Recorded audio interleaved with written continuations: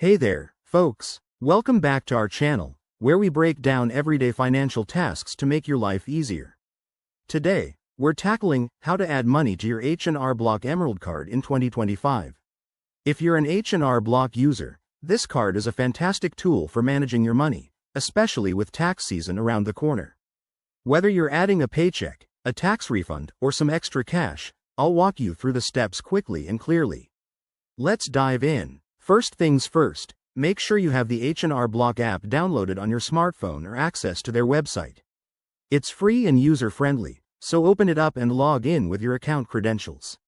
If you don't have an account yet, you'll need to create one. It's straightforward and only takes a minute. Once you're logged in, head to the main dashboard. Look for the Add Money or Fund Your Card option, usually found in the menu or under a Manage Card section. Click on that, and you'll see a few ways to add funds. The most common methods include linking your bank account, using a debit or credit card, or setting up direct deposit from your employer. Let's go through linking a bank account as an example. Select that option, and you'll be prompted to enter your bank's details. Double-check everything for accuracy to avoid any delays.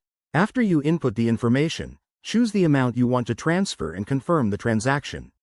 It might take a few minutes to a couple of hours for the funds to appear, depending on your bank.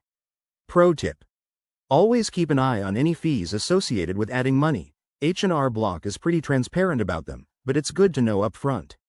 If you're adding money in person, you can visit a participating retailer like Walmart or a check cashing location, but the app method is often the fastest. And there you have it. You've successfully added money to your Emerald card. This process is designed to be secure and convenient, helping you stay on top of your finances in 2025. If you run into any issues, reach out to H&R Block's customer support. They're helpful. Thanks for watching. If this video helped, give it a thumbs up, subscribe for more financial tips, and drop a comment below if you have questions. See you next time.